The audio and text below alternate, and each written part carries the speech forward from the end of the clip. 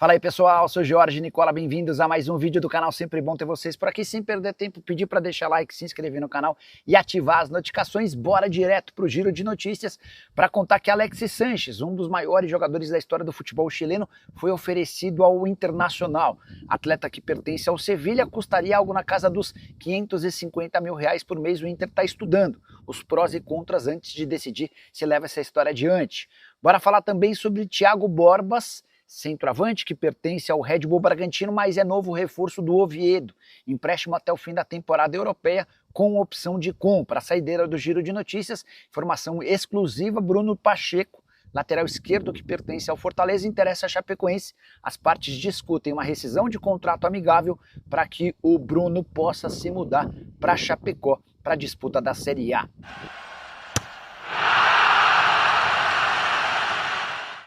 E a Copa São Paulo de Juniores, maior competição de futebol de base do Brasil, começa nessa sexta-feira. São 128 clubes divididos em 32 grupos. Os dois primeiros colocados de cada fase passam para o mata-mata e a partir daí, jogo único para decidir quem chega à grande decisão em 25 de janeiro, dia do aniversário da cidade de São Paulo, partida marcada pro Pacaembu. Só para lembrar que nessa sexta-feira teremos 6 jogos em 3 cidades diferentes, com destaques para Grêmio, Sport, Curitiba e Mirassol, que estarão em campo. Corinthians é o maior vencedor da Copa São Paulo de Juniores, são 11 taças. Fluminense, Internacional e São Paulo têm 5 títulos cada e aparecem como os segundos maiores campeões. Flamengo com 4, Atlético Mineiro com 3 e Santos também 3 taças se juntam aos demais na galeria de principais vencedores.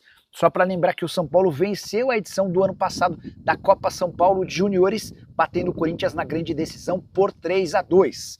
E você sabe, tem craque em campo, tem churrasco completo na grelha. Em dia de jogo, vai de linguiça, hambúrguer e costela para marcar um golaço. Manda brasa é Perdigão na brasa.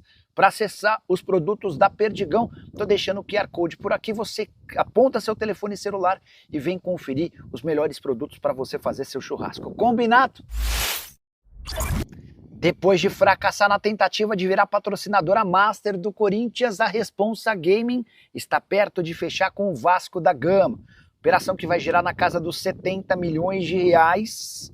E a Energia Bet, uma das duas empresas licenciadas pela Responsa Gaming, é quem deve ter seu nome estampado no uniforme Cruz Maltino. Negociações em estágio avançado. Além dos 70 milhões de reais fixos por ano, o Vasco ainda vai ter direito a mais 10 milhões de reais, que vão ser divididos entre ações de marketing e bônus. Importante registrar que a Responsa Gaming tem 1 ano e meio no mercado. Foi exatamente por conta disso e dos valores oferecidos ao Corinthians sem garantias bancárias que o Timão, por conta também de uma sugestão do compliance, preferiu permanecer com a Esportes da Sorte. A oferta para o Corinthians era de 180 milhões de reais fixos por ano.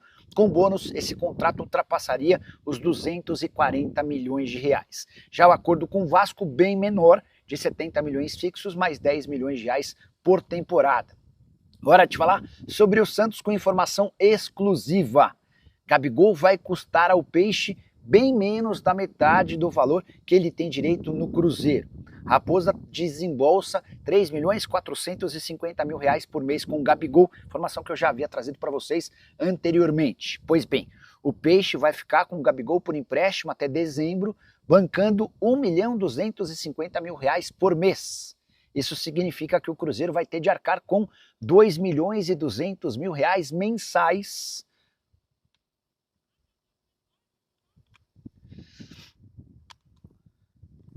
Gabigol será reforço do Santos em 2026. O acordo entre Peixe e Cruzeiro por empréstimo até dezembro já é definitivo. Quero usar esse vídeo para trazer detalhes exclusivos desse acordo. A primeira informação, o Santos vai pagar bem menos da metade do valor a que tem direito o Gabigol por mês. Ele ganha no Cruzeiro 3 milhões 450 mil reais. Uma fonte do Santos me assegura que o Peixe vai bancar apenas 1 milhão 250 mil reais mensais. Dessa maneira, vão sobrar para o Cruzeiro 2 milhões e 200 mil por mês, para um jogador que nem vai estar no clube, só para vocês entenderem como o negócio do Gabigol pro Cruzeiro se tornou péssimo. A esperança, a expectativa no Cruzeiro é de que o Gabigol, ao lado do Neymar, faça uma grande temporada e possa se valorizar sendo negociado com o próprio Santos ou para outro clube em definitivo. Só para completar, é importante dizer que antes de topar e emprestar o Gabigol pagando a maior parte dos seus vencimentos, o Cruzeiro ainda tentou fazer com que o atleta abrisse mão de parte dos seus vencimentos. O Gabigol não aceitou. Havia pressa no Cruzeiro para fechar esse acordo para que ele não tivesse de se reapresentar com o restante do elenco nessa sexta-feira, dia 2 de janeiro, tudo para evitar o constrangimento de ter de cruzar com Tite. Tite e Gabigol têm péssima relação. Só para completar, contar também que o Santos, além do Gabigol, está perto de fechar as contratações de Felipe Loyola, do Independiente, além de Rony, atacante que pertence ao Atlético Mineiro. Hora de falar sobre Arana, o que separa o lateral esquerdo do Atlético de virar reforço do Fluminense. Muita gente tem cravado que a pendência, o entrave, hoje diz respeito a representantes do Arana e o Galo. Não é essa a informação que eu tenho. Conversei antes de gravar esse vídeo com o Júnior Mendonça, que é o representante atual do Arana. Ele garante não ter nada a receber do Atlético. E imagina que a Elenco Esportes, que o representava até o ano passado, também não poderia impedir o acordo com o Fluminense. O que está pegando é uma pendência do Galo com o Arana. Dá uma olhada no que disse o Júnior Mendonça, abre aspas, o negócio está muito perto. Já está tudo certo entre o jogador e o Fluminense e também entre o Fluminense e o Atlético. Falta resolver uma pendência do Atlético com o jogador. Você vai lembrar que ao longo de 2025 o Atlético teve uma série de problemas com pagamentos de seus atletas, especialmente com luvas, prêmio pela assinatura do contrato, além de uma série de bônus. O Arana quer se mudar para o Fluminense depois de receber todo esse dinheiro. E a percepção dele é de que, se já estava difícil receber em dia do Atlético enquanto jogador do Galo, imagina depois que ele se mudar para outro clube. Então o Arana prefere receber o dinheiro antes de assinar contrato com o Flu. Assim que Arana e Atlético se acertarem, a transferência será concretizada, abrindo espaço para que Juninho Capixaba, que pertence ao Red Bull Bragantino, seja comprado pelo Atlético. O Galo gostaria de ter Renan Lodge, já anunciado, e Juninho Capixaba como opções para a lateral esquerda, ambos podendo jogar até numa segunda linha de meio campo. Quero falar agora sobre Abel Ferreira, que começou o 2026 com a orelha quente. Ele foi muito criticado nesse dia 1º de janeiro por conta da opção de voltar das férias depois do restante do elenco. O Palmeiras se apresenta nesse domingo, dia 4, e o Abel deve reaparecer na academia de futebol apenas a partir de quinta-feira. Tem sido praxe o Abel retornar das férias depois do elenco, com a justificativa de que ele fica sempre mais tempo em dezembro. Jogadores entram em férias e ele fica mais uma semana resolvendo pendências e se acertando e ajustando detalhes com a diretoria do Palmeiras. Mas, dentro do clube, especialmente com conselheiros próximos a Leila Pereira e até com diretores, essa decisão do Abel Ferreira em voltar mais tarde não foi bem aceita. A percepção geral é de que Leila Pereira e Anderson Barros deixam o Abel Ferreira fazer o que bem entender. E isso não é bacana, especialmente porque o Abel é um funcionário. Felipe Melo, ex-jogador do Palmeiras e hoje comentarista do Sport TV, usou suas redes sociais também para criticar o Abel. Ele entende que, especialmente depois de um 2025, em que o Palmeiras gastou 703 milhões de reais e não ganhou nenhum título, o Abel deveria ser o primeiro a aparecer depois do período de férias. Gostaria que você usasse o espaço para comentário para dar sua opinião sobre o tema. O Abel está certo em retardar seu retorno? Ele deveria ser o primeiro? O fato de ter usado alguns dias das férias, em dezembro, para tratar sobre coisas do Palmeiras na academia, permite a ele adiar esse retorno? Já uso o espaço para comentário e opine. Combinado? Quero te contar agora se existe alguma chance de o São Paulo desistir da contratação do Alan, volante que pertence ao Flamengo. Já havia contado para vocês que o tricolor fez proposta oficial de empréstimo por uma temporada e aguarda por uma resposta do Flamengo.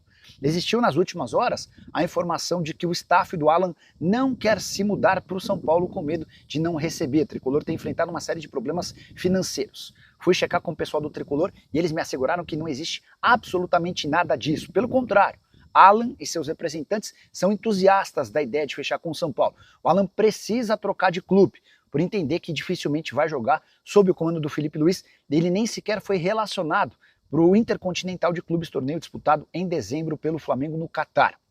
O que pega, nesse momento, é a opção do Flamengo em preferir vender o Alan do que emprestar.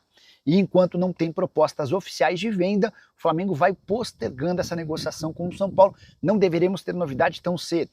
Tricolor que ainda busca, depois de contratar o volante Danielzinho do Mirassol, o lateral direito Lucas Ramon também do Mirassol, e o goleiro Coronel, que vem dos Estados Unidos. O Tricolor quer um zagueiro, Gaston Ávila é o principal nome, um camisa 10, que ainda não teve sua identidade revelada, além de jogadores de velocidade pelos lados do campo.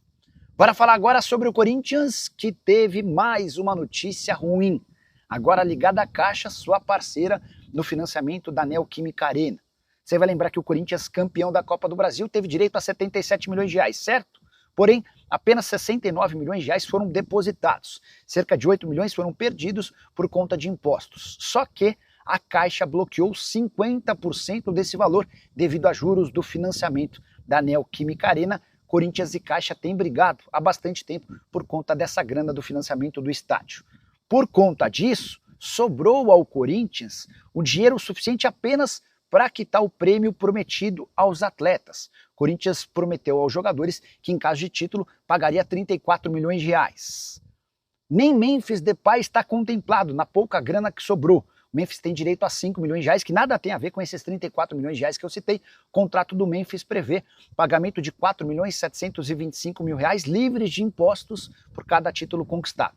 Então, com esse bloqueio da Caixa, o Corinthians não tem dinheiro nem para fazer a quitação do prêmio do Memphis, com um detalhe importante: o Corinthians já deve cerca de 23 milhões de reais ao atacante holandês. E contava com a grana da Copa do Brasil para zerar pendências com o elenco e também para resolver uma série de outras contas emergenciais. O que o Corinthians está fazendo? Está tentando convencer a Caixa, por meio dos seus dirigentes, a abrirem mão desse bloqueio, para que o Corinthians pudesse resolver esses problemas internos, incluindo o transfer ban, que impede o Timão de registrar novos atletas. Essa é a grande prioridade do presidente Osmar Stabile para o início dessa temporada. Quero falar agora sobre o Flamengo, que não desistiu de Caio Jorge, mesmo depois de outra proposta recusada pelo Cruzeiro. Embora já exista dentro da Gávea a busca por um outro nome ainda não revelado. Deixa eu explicar primeiro sobre o Caio Jorge. Nessa quinta-feira, o Flamengo fez mais uma oferta ao Cruzeiro, proposta que chegaria a 32 milhões de euros, incluindo dinheiro e Everton Cebolinha. O Cruzeiro recusou na hora. A nova proposta que o Flamengo deve enviar a qualquer momento prevê o repasse do Everton Cebolinha mais 27 milhões de euros. Dessa maneira, o Flamengo entende que está oferecendo um pacote de 35 milhões de euros. Conversei na noite dessa quinta-feira com o dirigente do Cruzeiro e já dá para cravar que essa proposta será recusada. Por 35 milhões de euros não haverá negócio. A única chance de 35 milhões de euros garantirem um acordo seria se nesse bolão estivesse incluído o Luiz Araújo, que é um jogador que agrada demais ao Cruzeiro. O Flamengo não tem a intenção de incluir Luiz Araújo no negócio e haverá necessidade de subir essa oferta caso o Fla queira continuar tentando a contratação do Caio Jorge. Só para completar, dentro da Gávea há uma especulação cada vez maior de que o rubro-negro procura já um outro nome para a camisa 9, especialmente depois do desacordo com o Tati Castellanos, novo reforço do West Ham, e de toda essa dificuldade envolvendo o Caio Jorge. O nome não foi revelado, mas vale a lembrança de que recentemente o Flamengo sondou o Cauã Elias, jogador revelado no Fluminense e que vive grande fase no Shakhtar, e Paulo Dybala é um velho conhecido dos dirigentes e também de alguns jogadores do Fla. O atacante argentino que pertence à Roma e tem contrato apenas até a metade do ano. O grande problema é que o Dybala tem sido titular da Roma. Você, na condição de dirigente do Flamengo, buscaria quem para jogar como 9? Disputando a posição com o Pedro, já usa o espaço para comentário para registrar a sua opinião, beleza? Não esquece de deixar like, de se inscrever no canal, a gente se encontra assim que surgir notícia. Tchau, tchau!